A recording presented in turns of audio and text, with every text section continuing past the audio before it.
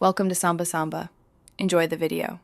You start by identifying the exact app or service providing the live wallpaper, because different tools need different removal steps. Open Settings Personalization to see the provider. Once found, close the app window and quit its tray icon so it stops rendering. If it's a startup service, prepare admin rights. Make note of the file path in case you must delete or replace files. Once done, move directly to disabling startup entries and background processes to prevent automatic relaunch. You now stop the wallpaper from relaunching on boot. Open Task Manager, end the wallpaper process, then switch to Startup and disable its entry. This prevents automatic starts. Next, if the tool runs as a Windows service, run Services.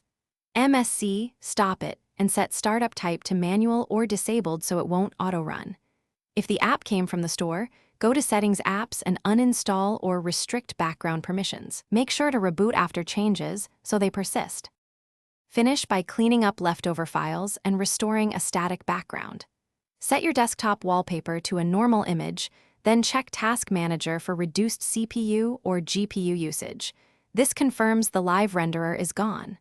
Delete any remaining wallpaper folders, remove plugins, and clear scheduled tasks that relaunch it.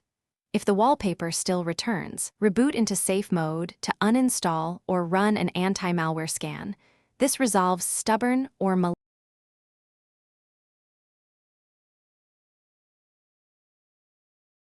Thanks for watching. Consider subscribing if we helped you.